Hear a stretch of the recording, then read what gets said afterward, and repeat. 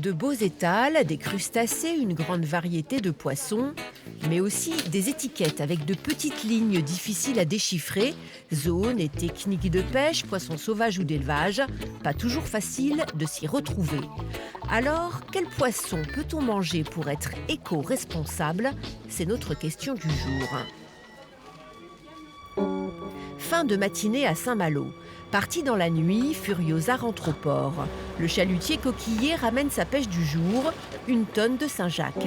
C'est un des bateaux de l'armement Laurenti qui compte aussi fileyeurs, caseilleurs, pour de la pêche locale à la journée, respectueuse de la ressource. Il faut faire très attention, on voit l'évolution d'une raréfaction de la ressource en général, un peu sur presque toutes les espèces, hormis la coquille. Et vaut mieux vendre un produit de qualité que de faire une grosse quantité qui vaudra rien. Des populations qui sont très dépendantes des techniques de pêche employées. Le chalut est l'engin le plus répandu et c'est celui qui va fournir des gros volumes et qui va notamment permettre de trouver du poisson relativement bon marché. En même temps, le chalut, c'est un engin qui est impactant, qui impacte les fonds marins, qui compromet la productivité de l'océan, qui compromet la biodiversité, qui est aussi un engin qui est peu sélectif, donc qui capture un peu de tout, qui capture des juvéniles, etc.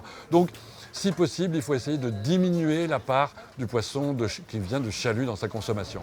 Sur le marché de Saint-Servant, les consommateurs sont des malouins attentifs à ce qu'ils mettent dans leurs assiettes. Je viens toujours chez le même poissonnier, je regarde ce qu'il y a et je vais lui dire que je privilégie peut-être les petits bateaux de Saint-Malo. Je pense qu'il y a une vraie envie de consommer mieux, local et plus respectueux, je crois, depuis quelques années. Alors, le poisson, on va au marché principalement, parce qu'en grande surface, c'est quand même pas terrible, c'est moins frais. Et puis, on aime bien tous les poissons, principalement des poissons de choix, puis surtout des poissons des plus petits bateaux.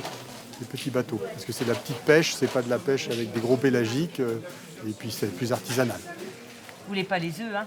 Une pêche de petits bateaux locaux bien mise en avant par Alfreda, la poissonnière. On est bien?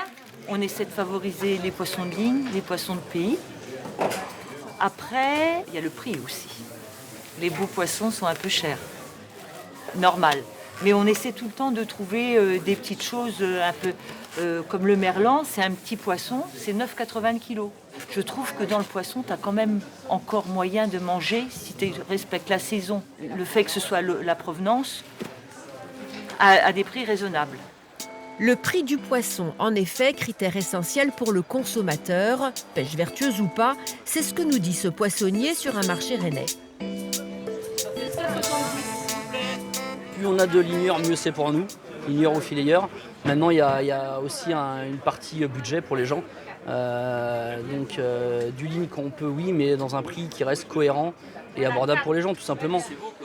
Et à côté de la pêche et de ces techniques, il y a aussi les poissons d'élevage. Le consommateur pense parfois que acheter du poisson d'élevage, c'est une façon de résoudre les questions de surpêche.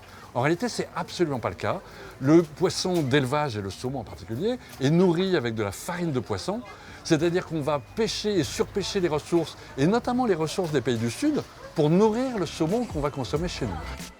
Manger du poisson, c'est donc oui, mais en le choisissant avec soin, proscrire ceux d'élevage, se préoccuper des techniques employées, privilégier toujours une pêche locale et artisanale, en préférant aussi les gros poissons pour assurer un meilleur renouvellement des espèces.